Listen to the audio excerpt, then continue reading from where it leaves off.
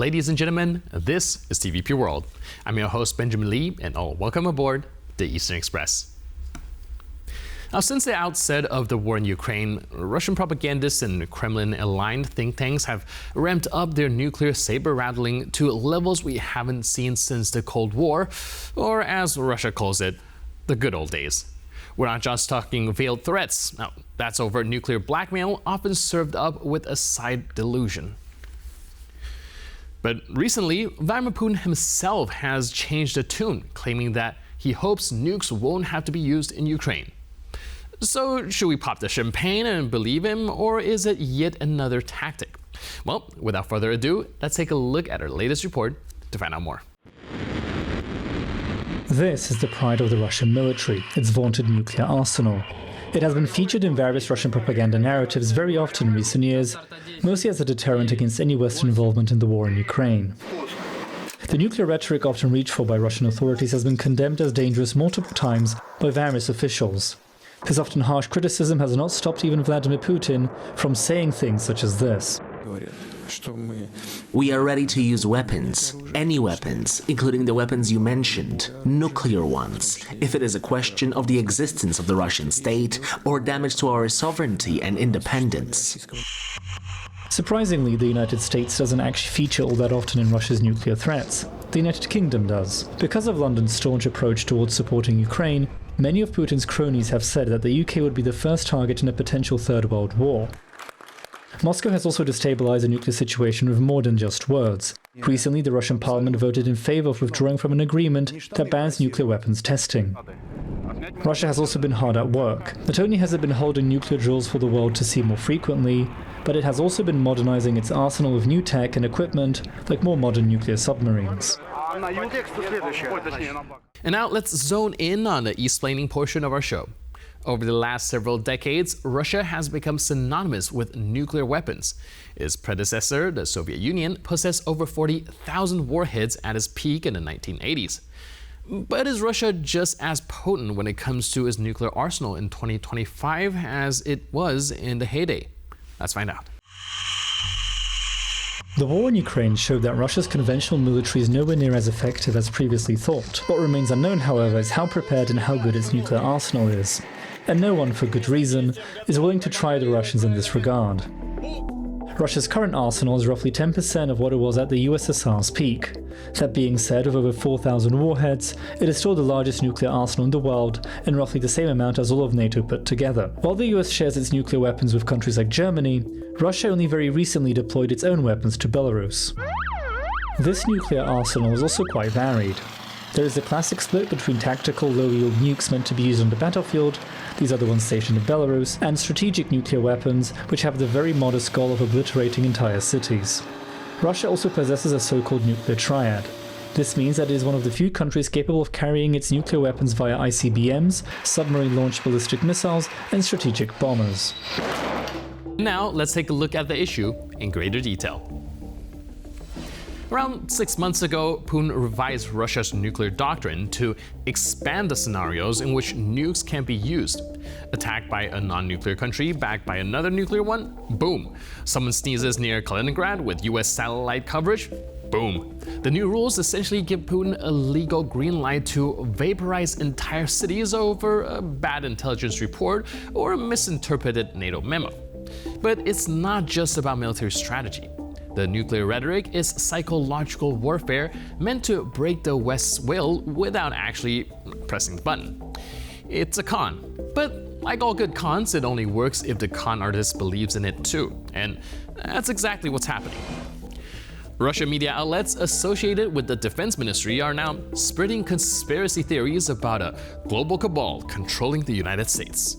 Now, according to these sources, Ukraine will build a nuclear bomb and Russia should nuke first, just in case. But where it gets dangerous is that this kind of rhetoric is beginning to influence actual policy. On paper, that's realpolitik. In practice, it's feeding the beast, because the more the West concedes, the more Moscow demands. And those demands are biblical. Now, Russian radicals speak of victory in the enemy's lair.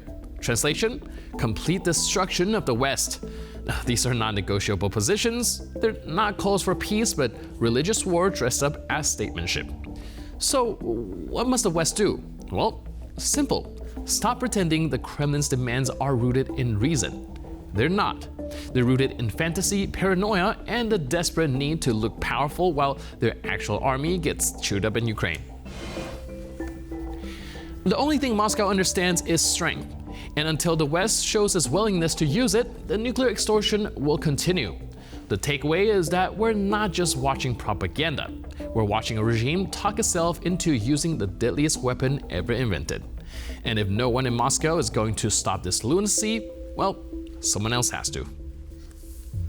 And now here to shed more light on the issue is Paul Goebel, Distinguished Senior Fellow from Jamestown Foundation. Hello, sir, and welcome to Eastern Express. Thank you for having me.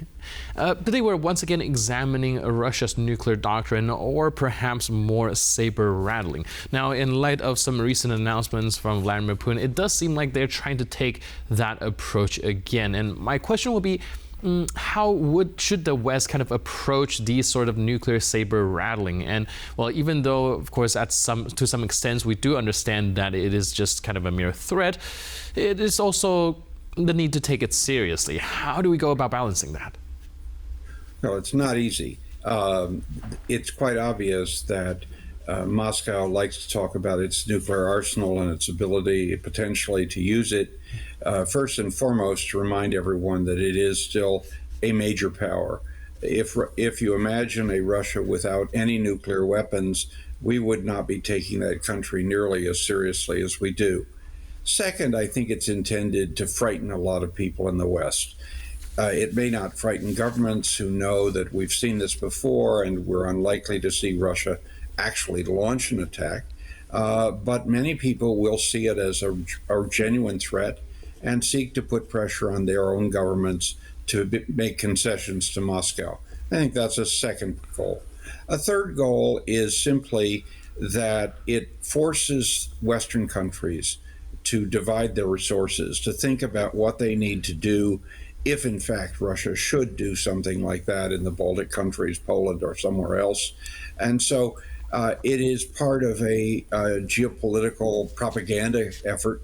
I don't expect the Russians to use nuclear weapons because I think if they did, there would be a rapid and enormous response from the West that Moscow doesn't want to see.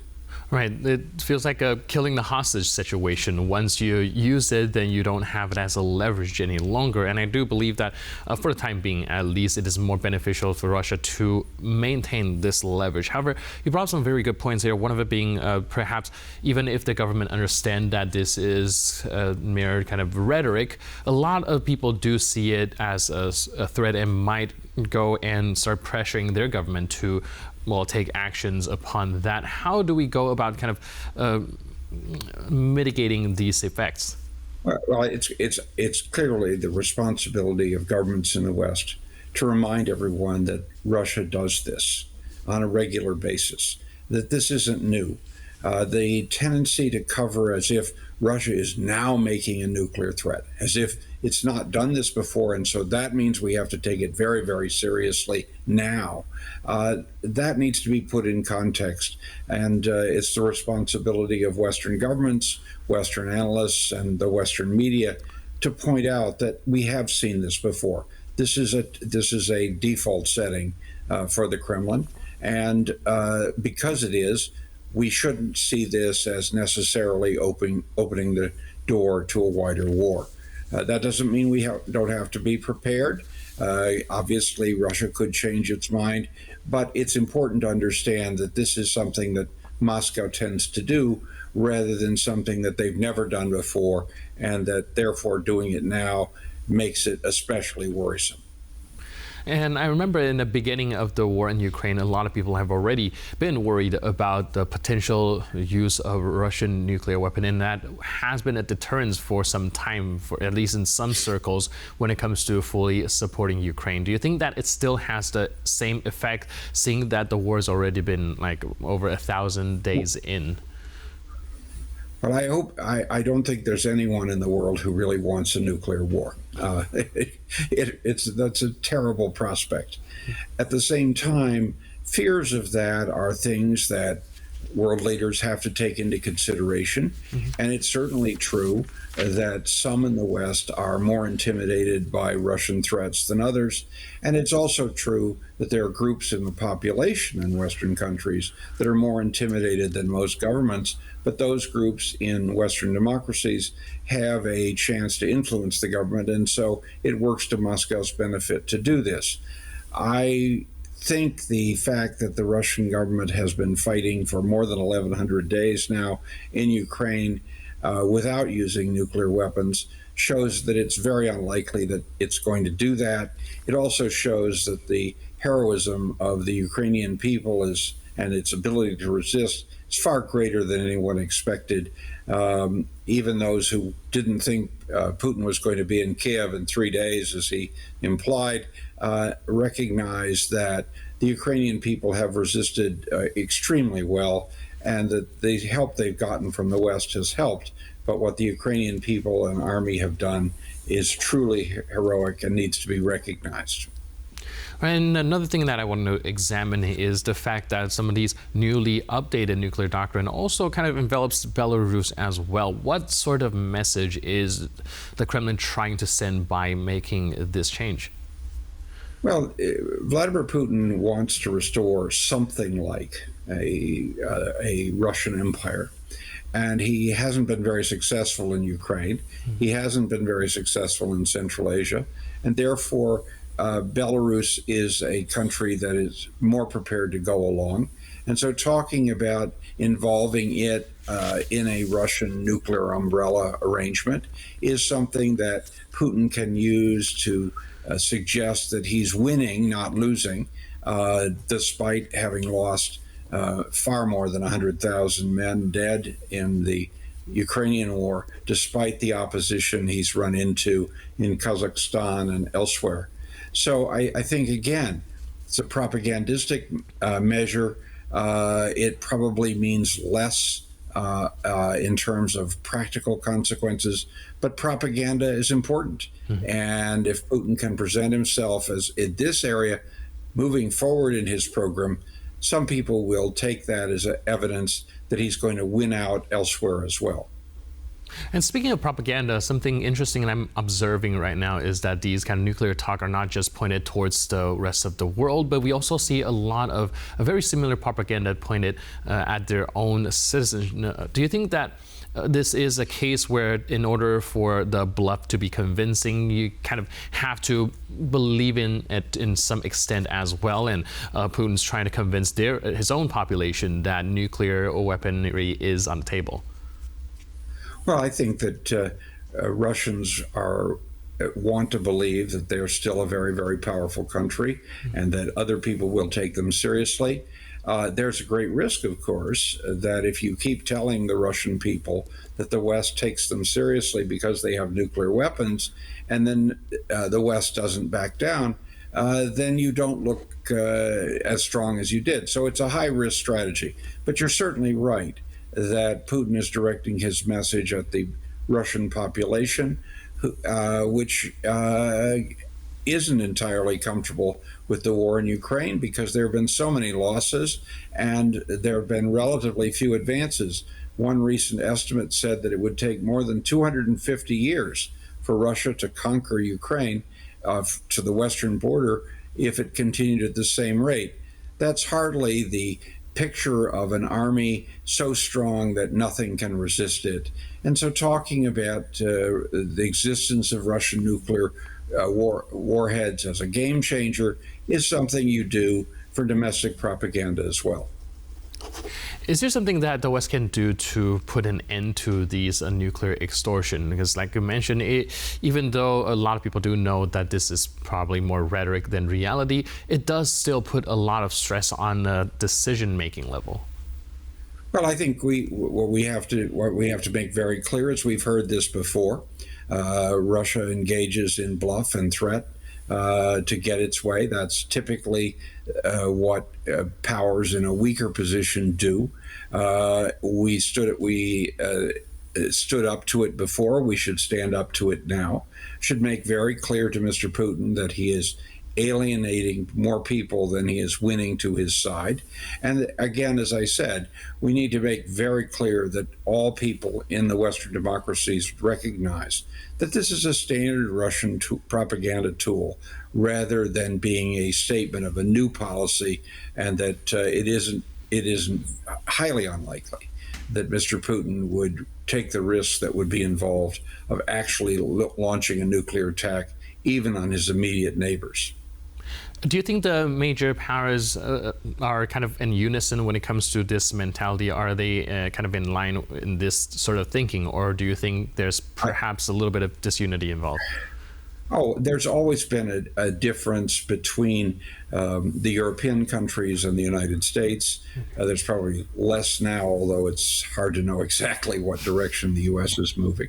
But I think the governments of these countries in NATO know what Mr. Putin's words are worth, and that while they know that those words will have an impact on some in their populations, they're having less of an impact on the governments than Mr. Putin hopes.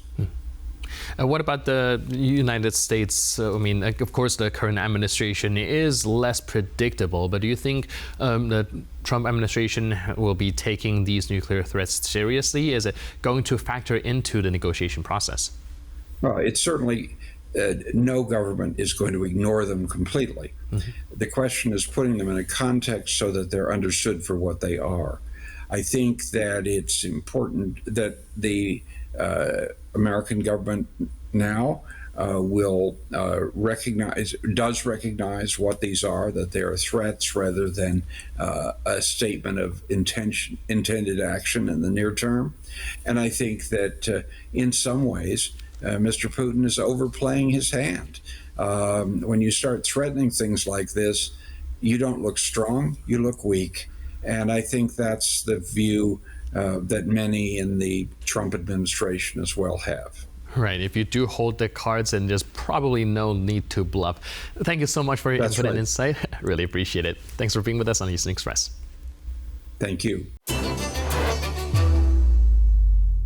And now we're moving on to the Eastern News Flash, a series of all the other stories from the East that you don't want to miss.